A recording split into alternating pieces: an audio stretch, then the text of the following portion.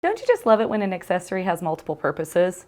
This little foot will not only help you do stitch in a ditch or edge joining, you can also get beautiful top stitching. Stick around and I'll tell you what it is.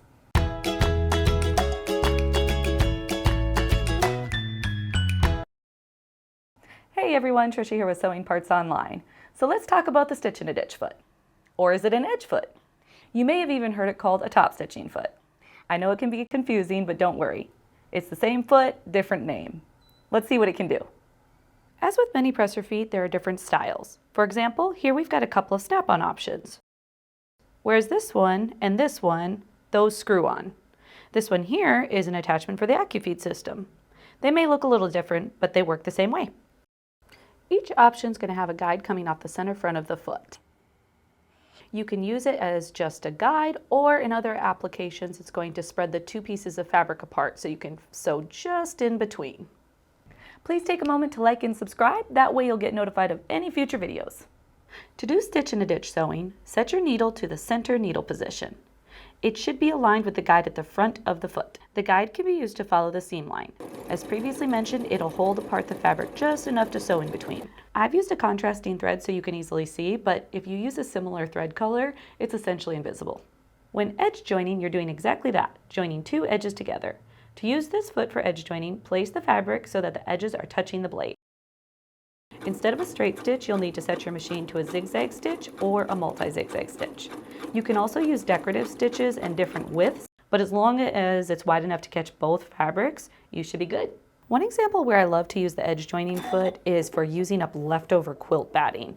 There are often times when you've got just leftover scraps that you don't have enough to complete a project, but if you combined them, you'd be able to make a whole new piece. In this case, I used a triple zigzag stitch. It keeps it flat and the center doesn't want to protrude up because it's got that extra center stitch. If those applications weren't cool enough, I think my favorite has got to be the top stitching. I love doing doll clothes and sometimes it's really hard to get those really narrow top stitching, so this foot has been a game changer for me.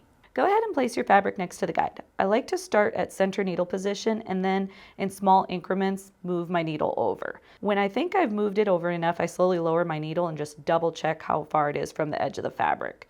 When I get the distance that I like, I begin sewing. You can go back and increase your needle distance and do a second row of stitches. This gives a professional, clean look to your work. Getting inspired? Please comment below. Let me know your ideas. I'd love to hear them. You can also easily attach your binding to your quilt with this presser foot. Just know that in order to do this on your machine, you do have to have the option of a right needle position. I've pre-made some quilt sandwiches so you can see what I'm doing. I used a 2.5-inch strip for my binding. Fold your strip in half and press. Place the raw edge of the binding next to the raw edge of your quilt sandwich and sew 1/4 inch from the edge. Flip and press. Turn your work and flip your binding over and cover your stitches. Now we can go use our presser foot. Once again, I'll utilize my handy dandy guide. Just force of habit, I start at the center needle position and position my fabric, then I move the needle over to my liking.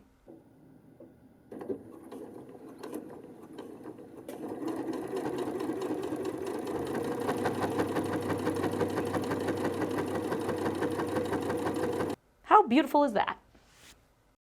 As you can see, there are so many different ways to utilize this presser foot, and I didn't even share all of them. Head over to our other video on this presser foot and we'll share even more ideas, including pin tucking and using it for applique.